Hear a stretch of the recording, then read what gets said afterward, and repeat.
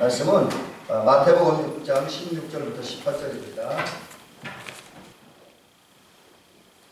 이제 다 찾으시려고 제가 봉독해 드리겠습니다. 금식할 때 너희는 외식하는 자들과 같이 슬픈 기색을 보이지 말라. 그들은 금식하는 것을 사람에게 보이려고 얼굴을 흉하게 하느니라. 내가 진실로 너희에게 이르노니 그들은 자기 상을 이미 받았느니라. 너희는 금식할 때 머리에 기름을 바르고 얼굴을 씻으라. 오늘은 제목을 그렇게 잡아봤어요. 은총의 수단인 금식. 그래서 이제 이 다루다 보니까 굉장히 많더라고요. 그래서 2시간 정도 나눠서 오늘 하고 다음 주에는 금식의 필요성, 금식을 어떻게 해야 되는가, 그 자세에 대한 이야기를 하고 오늘은 이제 금식에 대해 쭉 기본적인 것 몇 가지를 살펴보려고 합니다. 여러분, 실제로 우리는 은혜 받아야 돼요. 주님을 섬길 때, 주님의 은혜를 받을 때만 이제 죄 씻음 받고 또 주님의 은혜를 받을 때만이 우리는 은혜와 생명과 영생의 자리로, 행복의 자리로 나갈 수 있고 기쁨과 행복을 누릴 수 있습니다. 은혜 받으면. 이 은혜라고 하는 말이 이제 그런 거잖아요. 은혜라는 말이 원래 기본적인 뜻이 호의 친절, 또 뭐 값없이 준 선물인데 이런 건데 오늘은 행복과 연결시켜서 그런 쪽에서 이렇게 뜻을 찾아봤는데 보니까 그 은혜라는 말 속에는 아름다움, 그다음 기쁨, 즐거움, 행복이라는 뜻이 있다고 합니다. 이게 이제 구약 성경에 나타난 그 히브리어에서 말하는 은혜도 그렇고 신약 성경으로 표현된 그 은혜의 카리스라고 하는 말도 그렇고 공통적인 뜻이 아름답다, 즐겁다, 기쁘다, 행복하다, 또 평화롭다 이런 뜻을 가지고 있습니다. 여러분 이 말과 같이 실제로 우리가 은혜를 받으면 우리가 비록 삶의 현장에서는 여러 가지 일들이 있잖아요. 은혜를 받아도 물론 이제 은혜 받아도 이런 일들이 생겨요. 뭐 하는 일도 어떤 잘 안 될 수 있죠. 뭐 사업이 안 될 수도 있고 또 뭐 이제 공부하는데 실패할 수도 있고 진급에 실패할 수도 있습니다. 그래서 좌절하기도 하고요. 또 너무 그 상황이 심각해서 절망하고 포기하는 상황에 처하기도 하고 또 정신적으로나 심적으로 굉장히 큰 고통과 아픔을 당합니다. 그리고 또 내가 실수하고 잘못하다 보니까 내 일이 잘 안 되다 보니까 주변 사람들이 나를 냉대하고 비판하기도 합니다. 그리고 주변 사람들에서 잘못했다고 경계받고 여러 가지 궁지로 몰리게 돼요. 은혜 받아도 이런 일은 생깁니다. 그런데 중요한 건 은혜를 받으면 우리 기쁩니다. 상황과 상관없이 기뻐요. 은혜 받으면 즐거워요. 은혜 받으면 행복합니다. 그래서 어떤 때는 이방 사람들이 예수 믿는 사람들하고 위선자라고 하잖아요. 그 상황이 안 좋아도 어떻게 웃냐고. 그 가시가 아니냐고. 그냥 가시가 아니냐고요. 꿈인 거 아니냐고. 그렇게 말하면서 예수 믿는 사람들을 위선자라고 그러는 분들도 있습니다. 그러나 그들이 그렇게 말한다 할지라도 분명하고 확실한 거 하나는 은혜 받으면 내 상황이 어떠하든지 간에 나는 행복합니다. 우리는 즐거워요. 기쁩니다. 그래서 전에 우리 교회에서 한참 많이 불렀던 복음성가 중에 하나가 주와 함께라면 우리 이 찬양 안 좋아하는 분들 굉장히 많아요. 가난한 게 뭐가 좋냐고 병든 게 뭐가 좋냐고 아주 이 찬양 되게 싫어하는 분도 많이 있는데 그러나 그 찬양의 의미를 알면 은혜 받으면 그래서 은혜 받고 주와 함께하면 병이 들어도 가난해도 사업이 실패해도 행복하다는 거예요. 은혜 받으면. 여러분 행복하시기 원합니까? 아무 대답이 없어요. 이런 데가 설교하는데 힘이 납니까? 행복해 하시기 바랍니다. 근데 행복하려면 또 평화롭게 살려면 은혜 받아야 돼요. 은혜 받아야 됩니다. 자, 이 은혜가 그래서 우리에게 필요한 거예요. 행복하게 살기 위해서. 또 물론 그 이제 가장 근본적인 건 구원함에 이르고 영생에 이르기 위해서도 은혜 받아야 되지만 이 땅의 삶 속에서 행복하게 살려면 은혜 받아야 됩니다. 그런데 문제가 여기 있습니다. 문제가 아니죠. 그 문제에 대해서는 조금 이따 얘기하고 이제 우리가 은혜를 받아야 되는데 은혜가 절실하게 필요한 우리들을 위해서 하나님께 역사하셔요. 은혜를 주시기 위해서. 그래서 그럼 왜 하나님께서 우리에게 은혜를 주시기 역사하느냐 하면 우리가 섬기는 하나님은 어떤 하나님? 은혜의 하나님. 베드로전서 5장 10절에 보니까 모든 은혜의 하나님이다 그랬어요. 모든 은혜의 하나님. 모든 빼더라도 여기 베드로전서 5장 10절 증언하는 하나님은 은혜의 하나님입니다. 은혜의 하나님. 여러분과 제가 섬기는 하나님, 우리 대한민국 성도들과 이 땅에 있는 모든 그리스도인들이 섬기고 사랑하는 하나님은 은혜를 주신 하나님입니다. 은혜를 주신 하나님. 자, 그런데 이 은혜를 주신 하나님께서 우리가 은혜를 느낄 수 있도록, 우리 은혜를 경험할 수 있도록, 은혜를 깨달을 수 있도록 길을 열으십니다. 다른 말은 통로를 만들어 주세요.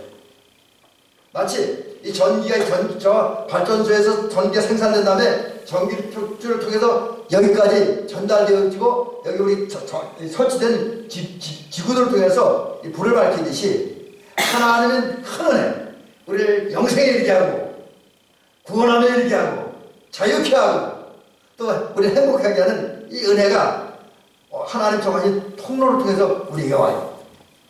하나님, 내가 만든 통로, 우리가 만든 통로가 아닙니다. 길이 아닙니다. 하나님 정해놓으신 길. 그럼 하나님이 정해놓으신 길을 이제 우리가 표현할 때 우리 감리교 신학에서는, 또 감리교에서는 은총의 수단이라고 그러고 은혜의 수단이라고 합니다. 자, 그러면 하나님께서 우리에게 주신 은총의 수단, 은혜 받는 길이 뭐냐? 이게 이제 성경에는 분명히 표현했지만 이게 이제 우리 감리교회에서나 또 뭐 성결교회나 순복음교회도 이게 어느 날 갑자기 한꺼번에 다 이렇게 정리되고 체계화되고 사람들이 깨달은 건 아닙니다. 하나님께서 일찍이 은혜의 수단을 주셨지만 이 은혜 받는 길을 다 찾는 데까지는 꽤 오랜 시간이 걸렸습니다. 그래서 우리 감리교회도 보면 제일 처음에 우리 감리교사를 보면 제일 그 은혜 받는 첫 번째 가장 기본적인 도구가 바로 세 가지입니다. 기도하는 거예요. 기도하는 거. 여러분 은혜 받으려면 기도해야 돼요. 기도해야 됩니다. 근데 사실 기도가 쉬운 건 아니에요. 말처럼 저도 참 기도를 하긴 하지만 제 기도가 늘 부족함을 느낍니다. 근데 좀 더 잘하려면 그 좀 잘하는 게 잘 안 돼요. 근데 그럼에도 불구하고 기도는 은혜 받는 길입니다. 그래서 저는 오늘 새벽에 기도 끝나고 이렇게 집으로 들어가는데 문득 제 생각에 그런 느낌이 오더라고요. 그런 생각이 들어요. 뭐냐면, 기도가 뭐냐? 그래서 기도는 은혜를 내게 끌어들이는, 하나님의 은혜를 내게 끌어들이는 자석이다. 하나님의 은혜를 내게 끌어들이는 자석이다라고 하는 거지요. 여러분, 쇠붙이가 따르고 저기서 이렇게 자석을 대면은 그 쇠들이 자석이 탁탁 달라붙잖아요? 그렇죠? 그와 마찬가지로 기도하는 사람들에게 하나님께서 은혜를 주심으로 은혜와 행복이, 은혜 받으면 행복이, 기쁨이, 또 여러분의 경제의 문제가 해결되어지는 큰 복을 받게 될 줄로 믿습니다. 기도가 은혜의 수단이에요. 그 다음에 여기 우리 웨슬리 목사님 표현했는데 성경 통독이나 성경 읽는 거라고 안 그랬고 성경 탐색이라고 했습니다. 이 얘기 속에는 어떤 의미냐면 그냥 대충 성경을 읽는 게 아니라 성경을 정독하는 거죠. 물론 성경을 많이 읽는 것도 중요하지만 여기서 말하는 탐색은 성경을 깊이 읽는 거예요. 단어 하나하나 살펴보면서 문자의 그 다음에 그 성경을 많이 못 읽더라도 그 주변에 있는 문장을 돌아보면서 이 말씀의 의미가 뭔지를 찾아보면서 또 그 말씀을 하는 하나님의 마음이 어떤 것을 묵상하면서 생각을 해보면서 성경을 읽는 거예요. 그 다음에 좀 더 이건 뭐 여러분 평신도들 입장에서는 물론 저 같은 전문적으로 공부하는 사람도 쉽지 않지만 성경을 읽으면서 그 성경이 쓰였던 당시의 시대적 배경 그리고 그 지역적인 배경 이런 것까지 다 검토해서 왜 하나님께서 이런 말씀을 하셨는가 뭐 이런 것까지 살펴보면서 성경 읽는 거예요. 그래서 말씀을 통해서 우리를 향한 하나님의 마음, 하나님의 생각, 하나님의 뜻, 하나님의 계획을 찾아내는 것. 그게 성경 탐색입니다. 그렇게 깊이 성경을 탐색할 때 은혜를 받습니다. 그 다음에 세 번째 은총의 수단인데 그 성만찬입니다. 우리 교회에서 사실 성만찬을 그렇게 자주 하는 편은 아닙니다만 사실 성만찬은 좀 이제 이렇게 여러 가지 부담스럽고 어려운 일이 있지만 자주 하는 게 좋습니다. 그래서 저희는 대학원 다닐 때는 거의 한 달에 한 번은 성찬식을 해야 된다 뭐 이런 것을 배웠고 또 제가 정예원 연수교육 갔을 때는 매 예배 때마다 주일날 예배 때는 성찬식을 하라 이렇게 가르침 받았습니다. 성찬식을 제대로 하면 그 성찬 통해서 보여지는 예수님의 구속의 은혜를 느낄 수가 있어요. 그래서 설교는 들려지는 하나님의 말씀이라고 보면 성만찬은 보여지는 하나님의 말씀이다 이렇게 표현해요. 성만찬은 은혜 받는 도구입니다. 그래서 그 전에 보니까 제가 신학생 때 제가 섬기던 교회, 이제 그때 섬긴다기보다는 목회 실습하는 교회 어떤 집사님 한 분이, 성도님 한 분이 이 성만찬을 참석해서 너무 감격해서 눈물을 흘리는 모습을 봤습니다. 그래서 그런 걸 보면 성만찬은 확실히 은혜 받는 것이다. 그 다음에 이제 그 다음에 이제 이게 기도와 성경 탐색과 성만찬 이외에 또 은혜 받게 더해진 은총의 수단이 있습니다. 이것도 하나님 주신 건데 공적 예배, 주일 날 예배단지, 수 예배단지, 금요일 속회 예배, 뭐 이런 예배에 참석하는 거. 근데 여기 참석한다고 하는 말 속에는 참석해서 진짜 제대로 된 예배를 한번 드려보는 거예요. 하나님 기뻐하는 영적 예배를 드릴 때. 또 제가 말씀 사역이라 하는데 이것도 제 용어는 아닙니다. 근데 이 감리교 신학에 나온 용어인데 이건 말씀을 듣고 배우고 전하는 그런 것을 말합니다. 그래서 교회에 와서 말씀을 듣고 삶의 현장에서 말씀을 전할 때 가르칠 때 은혜를 받는다라고 하는 거지요. 그 다음에 오늘 이제 많이 얘기가 될 금식. 이제 금식에 대한 얘기 넘어가고요. 그 다음에 어떻게 생각하면 여기까지 이건 사람들이 은혜의 수단이라고 여기지 않을 수도 있는데 우리 웨슬리 목사님 말씀하시기를 은총의 수단 그 좀 차원이 높은 단계가 악을 행하지 않는 것, 나쁜 짓 안 하는 거예요. 불의한 일 안 하는 거예요. 사기 안 치는 거예요. 도둑질 안 하는 겁니다. 음행하지 않는 거예요. 그냥 선을 행하는 거예요. 바나바처럼 다비다처럼 선을 행하고 사랑을 실천하는 이게 이제 은혜 받는 길이다라는 것이죠. 자, 여러분 하나님께서 이와 같이 여러 가지 은총의 수단을 주셨는데 은혜 받는 도구를 열어주셨습니다. 그 목표가 뭡니까? 결국은요 하나님께서 우리에게 원하는 거, 또 은혜를 주신 최종적인 목표는 우리가 구원을 완성하는 거. 물론 이미 저와 여러분들은 예수 그리스도의 이름으로 죄와 허물에서 죄와 사망에서 허물과죄에서 구원을 받았습니다. 이거 믿으시기 바랍니다. 우리 구원을 받았어요. 그런데 그럼에도 불구하고 우리가 자신에게 얘기할 수 없는 것이 우리의 구원을 완성했다라고 이야기하기는 어렵습니다. 물론 주님은 구원의 역사를 완성하셨는데 왜 구원의 역사를 완성했다라고 말하지 못하느냐 하면 우리가 언제 어떻게 될지 모르니까.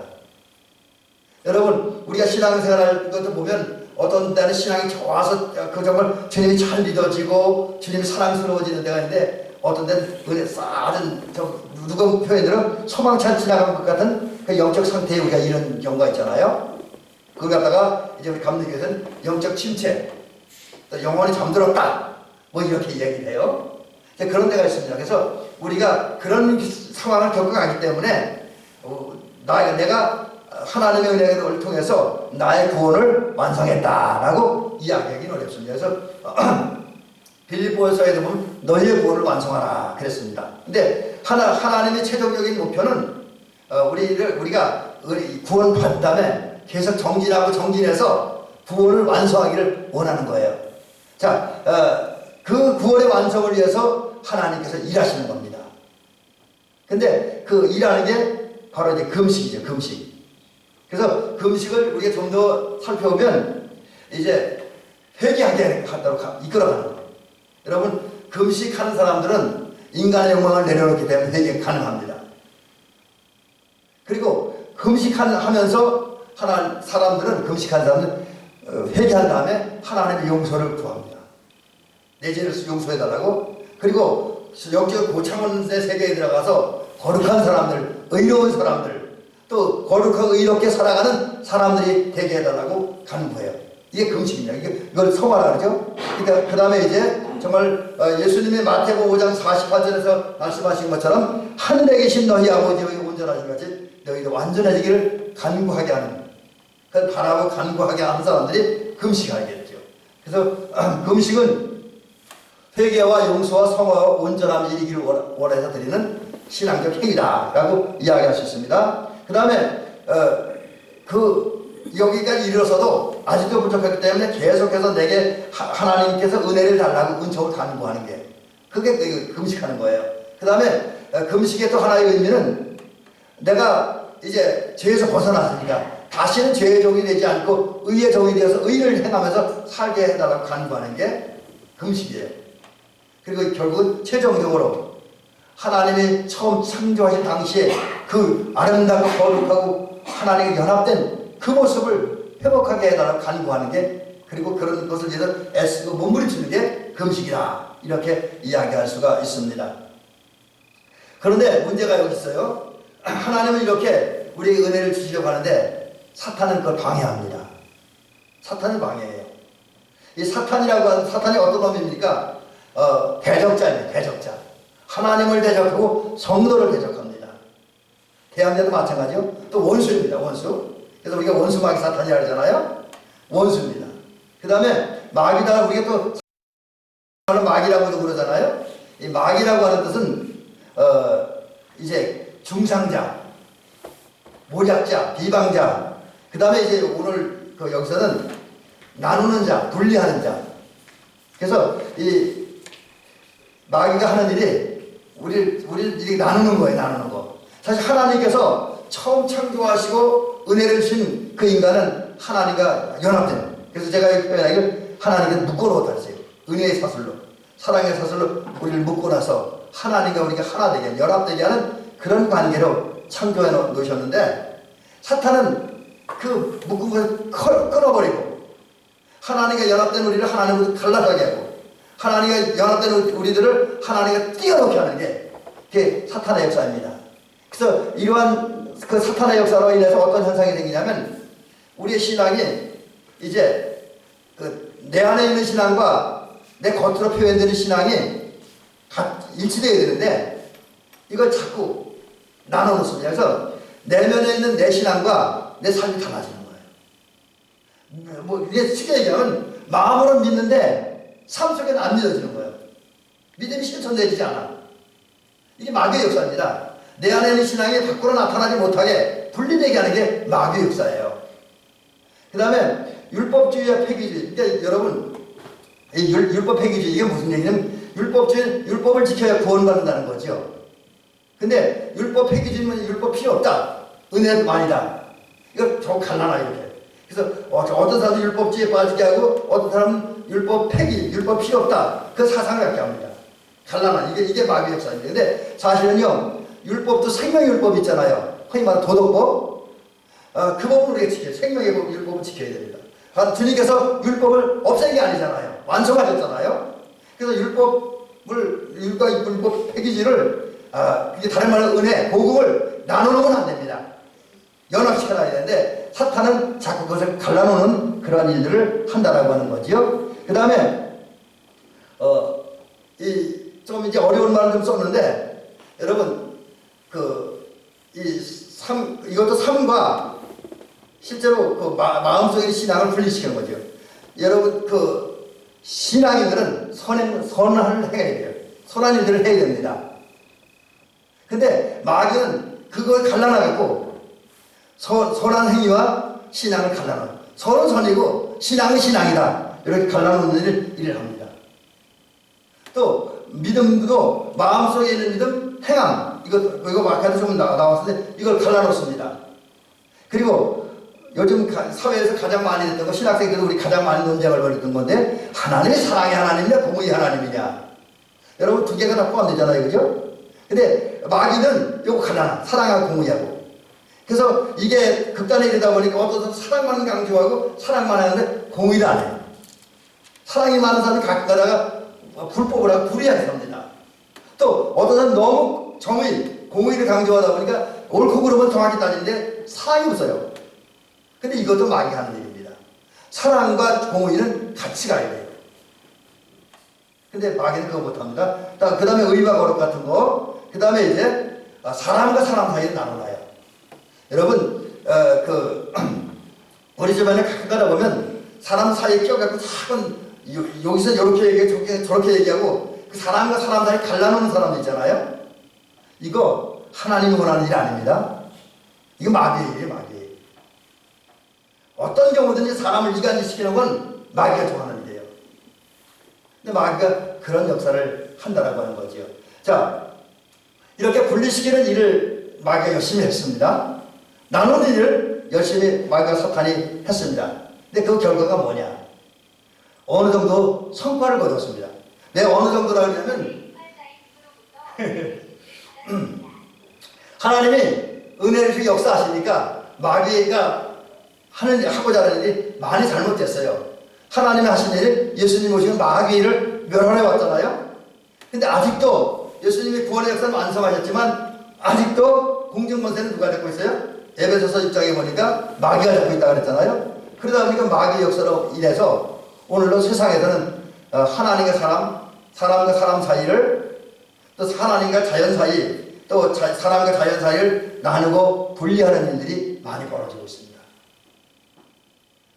사탄의 미혹에 넘어간 사람들이 하나님의 형상을 잃고 자연인 전락해서 하나님의 형상을 잃어버린 사람들이 마귀의 음모와 계략에 넘어가서 나누고 분리되고 대립하는 그런 삶을 살고 또 그렇게 합니다. 그래서 불신앙과 불순종에 빠지니까 이 나누는 모습이 신앙적인 측면에서 살펴보면 교회에 와요. 예배 드립니다. 성찬식 참여해요. 신앙인 같잖아요. 근데 교회를 나가면 기독교인의 가장 기본적인, 그리고 우리 성도들이 반드시 지켜야 할 계명인 하나님을 사랑하고 사람을 사랑하는 일을 하지 않습니다. 또 마귀의 계략에 넘어간 사람들은, 나누고 분리시키는 마귀의 계략에 넘어간 사람은 믿음과 삶이 분리돼요. 이 같아진 믿음과 삶이 분리되고, 또 이중적인 삶이라는 여러 가지 면에서 얘기할 수 있는데, 굳이 그런 거 제가 요즘 느끼는 거, 듣는 것 중에 하나가 뭐냐면, 여기가 이렇게 얘기하고 저기가 저렇게 얘기해요. 앞에 가는 누구 칭찬하고 잘하는 것처럼 하면 뒤에 가는 욕해. 이게 사람과 사람 사이 갈라놓는, 교회와 교회에서 갈라놓는 마귀 역사입니다. 여러분은 우리는 이런 마귀가 좋아하는 일을 하지 않기 바랍니다. 마귀의 계략을 넘어서는 저와 여러분 되시기 바랍니다. 자, 이제 여기까지 넘어가겠네요. 그런데 하나님은 이러한 인간들에게 은혜를 주셔요. 어떻게? 이제 은총의 수단을 통해서 은혜를 주십니다. 근데 그런 은혜 우리 마귀의 계략에 넘어가서 분리하고 나누기를 좋아하는 사람들이 은혜를 주셔서 다시 하나님과 연합되게 하고, 사람과 사람 사이 연합되게 하고, 자연과 연합되게 하는데, 그런 연합의 역사를 이기 위해서 주신 은총의 수단 중에 하나가 금식입니다. 금식? 그러면 금식이라는 게 뭐냐? 지금 금식이 뭐냐? 금식의 본질에 대한 얘기인데, 이건 뭐 일반적인 의미냐 성서적인 의미냐 똑같아요. 제가 한글 사전도 찾아보고 성경도 보니까 똑같더라고요. 치료와 어떤 신앙적 이유와 어떤 목적을 위해서 영원히 금식하는 건 아니고요. 일정 기간 동안 음식을 먹지 않는 거라는 겁니다. 이렇게 따지면 이제 금식은 간단해요. 근데 성경이 말하고 예수님이 말씀하시는 금식은 이런 단순한 의미로 끝나지 않습니다. 제가 오늘 여러분과 함께 이 금식에 대한 얘기 오늘 말씀드리고 다음 주에 말씀드리는 것은 이 금식의 의미가 이유 때문에 그렇습니다. 금식이라는 게 뭐냐? 여러분, 단순히 밥만 안 먹는 게 금식 아닙니다.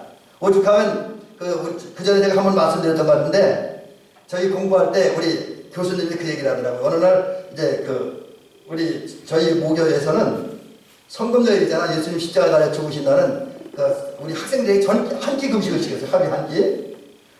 근데 대개 점심, 이제 학교 오면서 공부하는 시간이, 낮 시간에 점심을 금식시켰는데, 우리 교수님이 보니까, 고학년, 몇 사람이, 이렇게 이빨을 쑤시면서 나오더래요. 유선 씨가 그래서, 야! 너들 뭐 먹었어? 그러니까, 고기 먹었어요. 그러더래요. 그래서, 야, 오늘 금식하는 날인데 왜 금식 안 했냐? 그러니까, 금식을 했죠. 밥은 안 먹었으니까. 고기는 먹어야 된다는 거죠. 그런 식으로 얘기를 하는 거죠. 이제 그렇게 여러분, 제가 왜 이 얘기를 드리냐면, 밥만 안 먹는 게 금식은 아니라는 거예요. 성경이 원하는 금식은 어떤 거냐면, 적어도 인간의 기본적인 욕망을 억제하는 거. 여러분, 실제로 우리가 밥을 안 먹고 금식 기도하고 하는 거는 내 인간의 욕망을 억제하는 거예요. 먹고 싶은 욕망. 먹고 싶은 식욕을 억제하는 거예요. 그 다음에 그 단순히 억제할 뿐만 아니라 이 속에는 내가 부족하니까, 내가 연약하니까 이런 나에게 하나님의 은혜를 주어서 하나님 복을 주옵소서, 이 문제를 해결해 주옵소서, 하나님의 도움과 은혜를 많이 사모하는 그런 의식, 그런 신앙적 행위가 금식이라는 거죠. 그 다음에 또 하나는 그런 상태에서 인간적인 거, 내 의지, 내 노력, 내 감정 다 내려놓고 오직 예수님만 믿고 의지하고 그분께 나의 모든 걸 맡기는 거, 나의 삶을 먼저 그분께 집중시키는 거, 이게 금식이라는 거예요. 여기에 진정한 금식의 의미가 있다고 믿습니다. 여러분이 이제 금식이 여러 종류가 있는데 어떠한 금식을 하든지 마음을 이거야 돼요. 인간의 욕망이 억제돼야 돼요. 나의 욕망이 억제돼야 돼요. 그리고 하나님의 은혜와 도움과 역사하심을 많이 사모하는, 그리고 그 마음을 가지고 우리의 구원자가 되시는, 우리의 주인이 되시는 예수님만 믿고 의지하는 저와 여러분이 되는 줄로 믿습니다. 근데 이제 여기 재미난 일들이 있는데 사람들이 금식을 오해했어요. 특별히 서기관과 바리새인들 보면 금식을 오해했습니다. 그래서 금식을 이제 잘못된 방향으로 금식을 표현하고 있죠. 여러분, 우선 이 말씀을 드릴게요. 금식의 은혜의 수단이라니까 날마다 언제나 항상 금식해야 된다는 얘기는 아닙니다. 그렇게 해서도 안 돼요. 예수님 목사님은 그렇게 얘기를 하더라고요. 우리가 그 필요에 따라서 상황에 따라 금식해야 되지만 금식 때문에 우리 몸이 상하거나 우리 신앙이 떨어져서는 안 된다는 거예요. 그래서 저희들 제가 신학생 때에 제가 서울서 이제 이렇게 목회 실습할 때 우리 담임 목사님이 뭐라 그래? 신동인, 그러니까 이 다음에 목회할 때 너무 금식 자주 하지 마 그러더라고요. 당신이 젊었을 때 너무 금식 자주 했더니만 이제 50 넘었을 때 힘이 떨어서 목회를 못 하겠대요. 기도도 오래 못하고 설교도 오래 못하고 신방도 오래 못하겠대요. 그러면서 장기적인 목회 오래 주일하고 건강하게 주일하기 위해서 꼭 필요한 때만 금식해라 이렇게 말씀하시더라고요. 여러분, 그렇습니다. 금식은 날마다 항상 하는 건 아닙니다. 필요한 때, 정말 하나님의 은혜가 절실하게 필요할 때 은총의 도구인 하나님 앞에 금식을 해야 돼요. 그런데 이런 금식을 오해한 사람들이 금식을 이렇게 좀 악용하고 있어요. 그래서 이제 제가 여기 미리 자막이 떴는데 금식할 때 옷과 연결시킵니다. 이게 뭔 얘기냐면 예수님이 말씀하신 거예요. 배옷을 입고 배옷이 뭡니까? 장사 지낼 때, 그죠? 가족이 돌아갔을 때, 아니 친지가 돌아갔을 때 그 슬픔의 표시가 있는 게 배옷 아닙니까? 그리고 머리에 장식을 떼어내요. 그리고 또 금식 몸에 재를 뿌립니다. 그리고 이제 세수를 하지 않고 머리를 감지 않는데요. 그리고 심한 종은 자기 몸을 상하게 한다는 겁니다. 여러분, 사람들이 왜 이렇게 이런 일을 금식할 때 왜 할까요? 금식에 대한 오해도 있지만 예수님이 그런 걸 많이 지적했는데 외식주의자들이, 위선자들이 자기의 신앙의 조음을 드러내기 위해서 나타내기 위해서 금식하잖아요. 근데 이거는 성경이 원하는 금식은 전혀 관계없는 겁니다. 오히려 이제 나중에 나오겠지만 예수님은 금식할 때 다른 사람들이 금식하는 걸 모르게 하라는 거예요. 얼굴도 깨끗이 씻고 세수도 하고 머리도 감고 기름도 바르고 옷도 깨끗하게 입고 다른 사람 주변 사람이 내가 금식하는 걸 모르게 하라는 거예요. 그게 진정한 금식이라는 거죠. 이런 식으로 몸에 재를 뿌리고 세수를 하지 않고 머리 감지 않고 자기 몸을 때리고 상하게 하고 옷을 이상한 옷만 입고 그래서 자기가 고난당하는 모습을 금식하니까 괴롭다 이 모습을 드러내려고 하는 것은 성경이 말하는 금식이 아니라는 거지요. 여러분, 우리가 금식뿐만 아니라 모든 신앙의 행위에 있어서 내가 뭐 한다는 걸 드러내려고 하는 그런 것은 주님이 원하는 게 아니라는 거지요. 자, 이제 마지막 얘기, 오늘 이런 얘기하고 말씀 마치려고 합니다. 자, 이제 성경 역사와 교회사 속에서 나타난 금식의 형태들, 금식하는 분들, 그리고 금식이 구체적으로 어떤 거였는가 이거 이제 좀 몇 가지 말씀드리고 오늘 말씀을 마치려고 합니다. 자, 우선 예수님이 금식을 하셨어요. 공생애를 시작하신 예수님께서 요단강에서 세례 요한에게 세례를 받으셨습니다.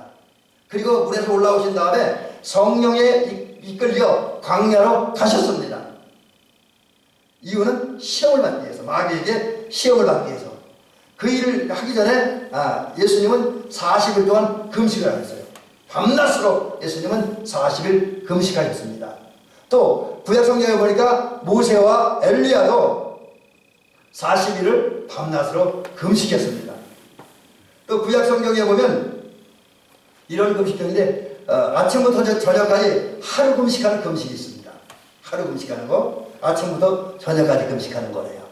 또 이제 반금식이라는 게 있는데 이 반금식은 1년 내내 행해지긴 합니다. 그런데 1년 내내 매일 금식하는 게 아니고 1년 중에서 한 주간이 오잖아요. 그럼 한 주간 동안 금식하는데 언제 금식하니? 수요일과 금요일에 금식했다 그래요. 물론 나중에 이게 또 요일이 바뀌긴 합니다. 그래서 전체를 금식하지 않고 이렇게 부분적으로 금식하는 거. 그 다음에 또 교회사를 보면 부활절과 성탄절에 금식을 했다라고 하는 거죠. 요즘은 우리 한국교회에서는 주로 이제 고난절에 그 성금 예날에 아니면 사순절 기간에 이렇게 금식을 하죠. 또 이제 그 외에도 개인이나 어떤 민족이 큰 위기를 만났을 때, 어려움을 당할 때, 비극을 만날 때 그때 하나님의 은혜를 간청하면서 이제 금식을 합니다. 또 제가 여기 이거는 예상치 못한 사건으로 인해서 내게 비상사태가 발생했을 때 하나님의 도움을 간구하는 마음으로 금식을 합니다. 근데 성경에 보면 이런 금식은 이제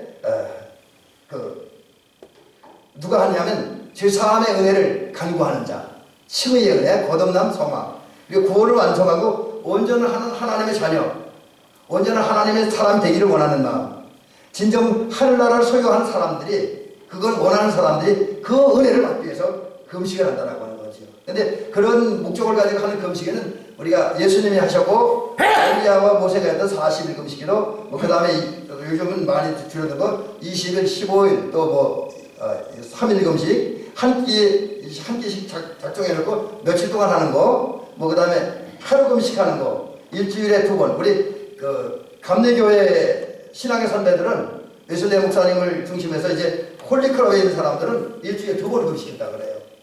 그리고 요즘도 제가 알고 있는 이런 웨슬레 영성을 전문적으로 연구하고 그분의 영성을 본받고 하는 그런 목사님들이 제가 몇 분 알고 있는데, 그분들도 웨슬레 목사님처럼 일주일에 2번 금식을 한다고 합니다. 그러면서 공부하는 저희에게도 한번 해보라 이렇게 얘기를 하고 있는데, 저는 막 하루에 한 끼는 금식하는데 그렇게 못하는 것 같더라고요. 자, 그 다음에 이제 특정한 법정 금식이라는 게 있습니다. 이거는 하나님께서 구약성경에 보니까 백성들에게 레위기 29장에 보니까 스스로 몸을 괴롭혀라.